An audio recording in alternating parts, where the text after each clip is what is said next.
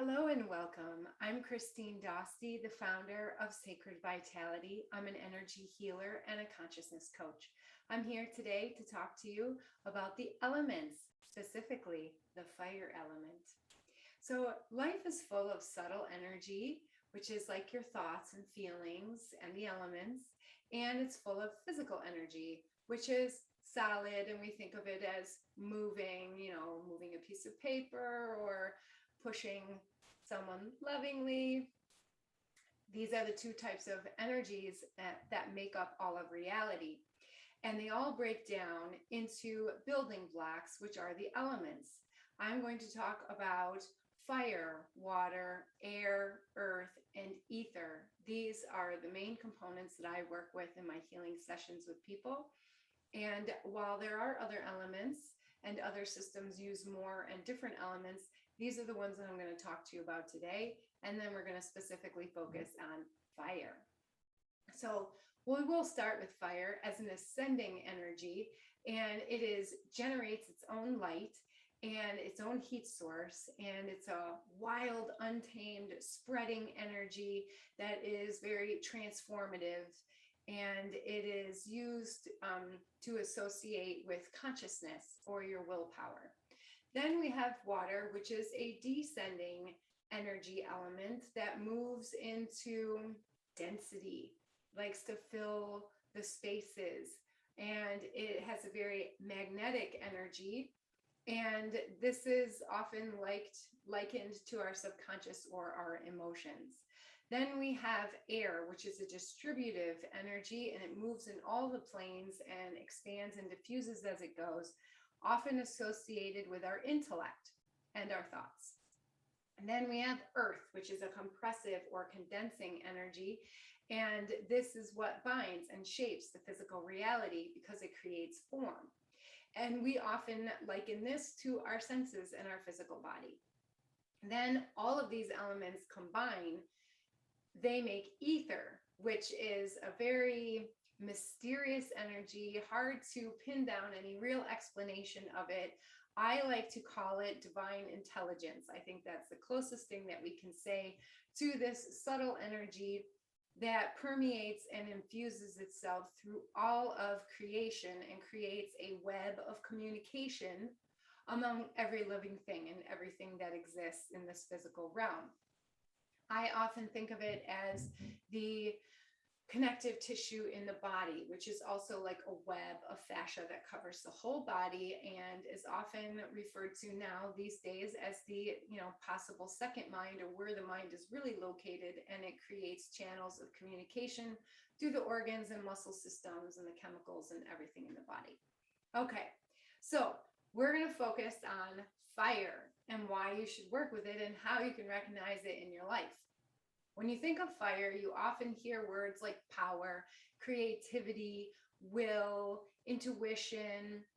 It's associated with the sun and summer, with the wand, suits and tarot, with the solar plexus and the chakras, and it is a primary force for change and transformation. When fire is balanced in a person, then they are warm and caring, and they can demonstrate good leadership skills. They often have a strong drive, a quick wit, sharp thinking, and in general, they're able to digest new experiences or different experiences and turn that into wisdom and understanding. When there's too much fire, though, then you're going to see like anger, frustration.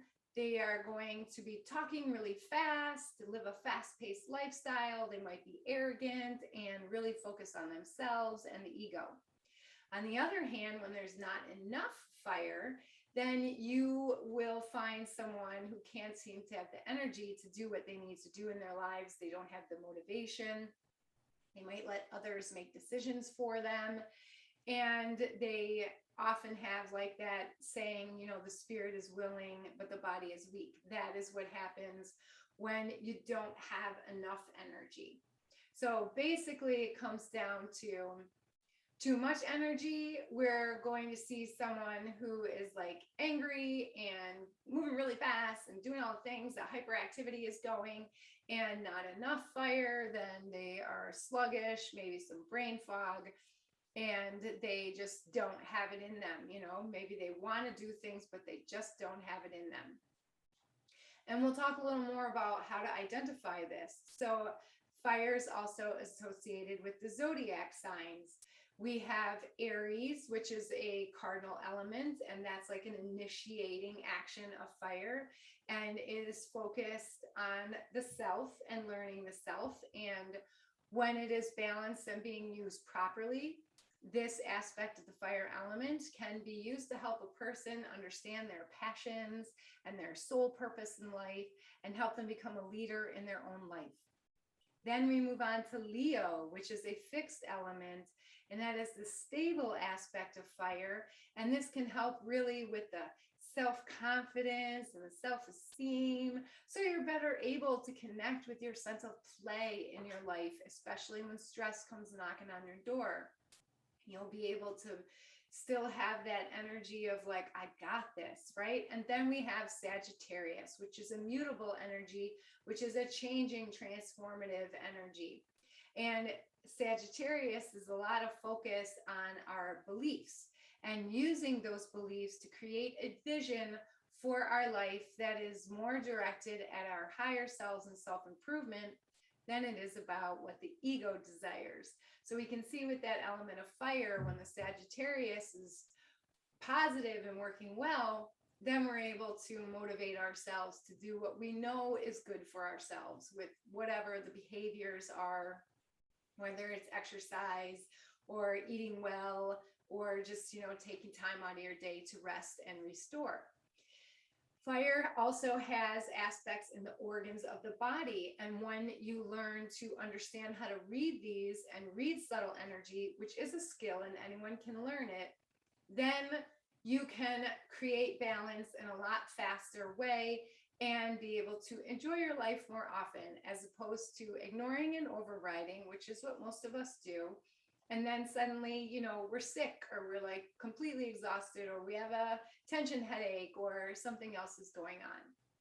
So the fire organs are first the liver, which is a great detoxifier. And it's also an organ for transformation and renewal and change. And so when it's not working properly, this organ can store a lot of resentment, fatigue, anger, rage, and fury. There's going to be a general unwillingness to change and to accept, that things are like the detoxifier is constantly changing. It takes the toxins out and puts the good stuff where it needs to go and releases the bad stuff. Energetically, if your fire is not balanced, then you aren't going to be able to do that in all aspects of your life. Next, we have the gallbladder, which produces bile for the liver. And this is your decision-making center and your determination. So when this is out of balance, then you're going to have a lot of issues of doubt. Your decisions are, this is where that foggy brain is going to come in, and you're not going to be able to make decisions very well for yourself. And you might find that you're overly focused on memories of the past, things you can't change anymore, but maybe you're still beating yourself up about them. And this organ will store aggression, jealousy, rage, and envy. And the last organ we're going to talk about today is the small intestine. This is fed by the solar plexus, and it is the center for processing and accepting situations in your life. When it's out of balance, you're going to do a lot of pleasure-seeking stuff. You're going to be focused on the ego. You're going to have a lot of fear and an inability to release misconceptions about yourself or other people. So this invites in a lot of fear, anxiety, and worry. So these are just some little tips of how you can pay attention to your body in new and fun ways so that you can connect with the element of fire. Because when you're able to pay more attention to these physical cues, then, as I said, you can create balance a lot faster. So just to finish up here, how and why you can work with fire and what are the benefits of it? Well, fire can help you increase motivation for a task, increase your sense of personal power, bolster your courage, and bring down the fears. Turn up the volume on courage, turn down the volume on the fears. It can help you understand your true will and your life purpose, which a lot of us really struggle to understand, and that gives us confidence and self-esteem. It can help you develop your intuition, which is a skill that anyone can learn. It increases your sex drive. And physically, it can also help you fight illnesses and encourage the release of toxins both in your body and in your life. So you can see there are a lot of excellent reasons that you would want to work with fire. I've included a link below to my blog, which has a wonderful little mini spell on how to increase your motivation to do tasks, and a link to a free class where you will learn even more about fire and find some other amazing spells. Thanks so much for joining me. I hope you found this really helpful and that you're going to start playing around with fire. Just kidding. Not kidding. Have a great day.